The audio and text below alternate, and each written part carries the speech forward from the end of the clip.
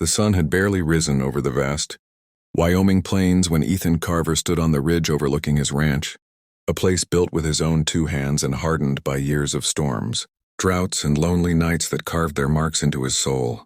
He was known among townsfolk as the kind of man who loved fiercely but silently, a man who remembered details others forgot, who never broke a promise even when life broke everything else around him.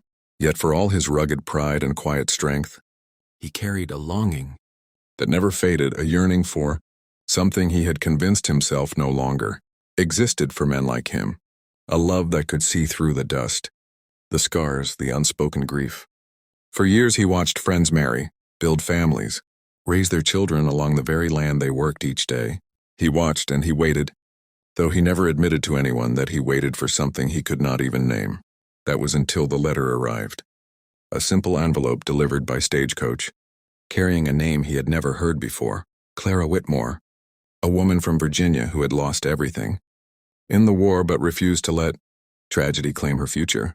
She had answered the notice he placed months ago, a notice he almost tore down the moment he'd pinned it to the wall inside the post office, a cowboy seeking companionship, a man ready to build a family, a future for two. He never expected anyone to answer it. Yet her letters became the one thing he waited for each week, the one thing that made evenings feel less lonely. Through her words, he learned she was gentle but strong-willed, hopeful but realistic, carrying a softness he had forgotten existed, but also a fire he had never known he needed. And somewhere between her ink and his replies, something happened that he never spoke aloud. He began to love her. Before he ever heard her voice, before he ever saw her face, before she ever stepped foot on Western soil, he loved her the way lonely men sometimes love, quietly, fiercely, with the kind of devotion that sneaks up on a heart that was never prepared for it.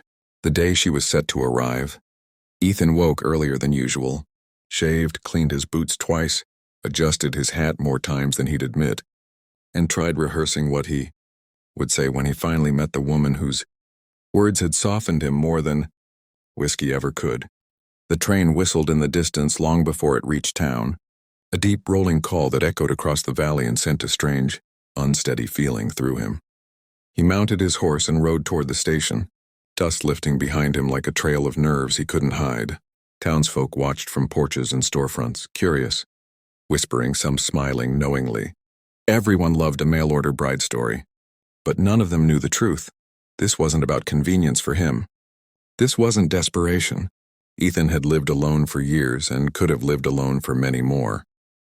No, this was something deeper. This was the quiet miracle of two souls finding each other through faded parchment and honest words. When the train finally screeched to a stop, steam hissed across the platform, mixing with the warm glow of the setting sun.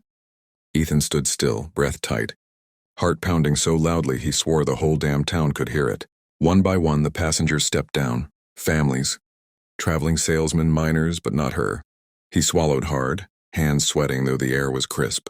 Then through the thinning steam he saw her, a woman in a simple dark traveling dress, hair swept into a loose graceful bun, posture soft yet strong, just as he imagined her while reading her letters under lamplight. She stepped onto the platform and looked around, searching for a man she had never met but somehow trusted more than men she had known her whole life. And then their eyes met. In that moment the world seemed to still. The wind paused. The earth quieted, and all the miles and months between them melted away. Ethan had prepared a welcome speech, but every word evaporated the second she smiled shyly and whispered, "Ethan?" Her voice was gentle, unsure, but warm enough to melt the last layer of steel around his heart. He stepped closer, hat in hand, feeling suddenly young again, awkward in the presence of something too precious to mishandle. "Clara," he breathed, not merely saying her name but tasting the reality of it, as if confirming that she was not a dream conjured from loneliness. She looked at him with eyes full of hope and the smallest flicker of fear, the fear of stepping into a new world, of trusting a stranger, of building a life from the ground up.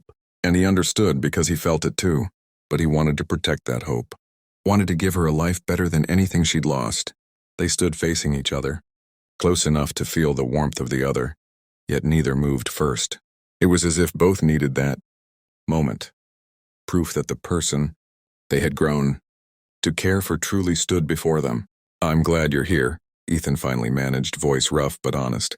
Clara's breath trembled, not from cold, but from relief, because in that moment, she knew she had not traveled across the country for nothing. She knew she had come to the right place.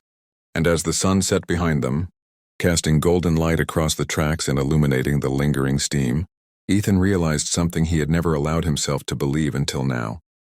This woman, this brave, gentle stranger, might just be the missing piece he didn't know how to search for. And as their hands finally touched, hesitant at first, then naturally, Clara whispered, "I hope I can be everything you need." Ethan shook his head softly. "You already are," he said, voice low and steady. And though neither spoke it aloud, both felt the truth, settled between them like a promise carried by the warm evening air. The story of their lives was only beginning, but in that single moment it already felt like everything had changed. If you're enjoying this beautiful journey of love, fate, and destiny, make sure you subscribe to the channel because Chapter 2 will take this story into places even their hearts never expected.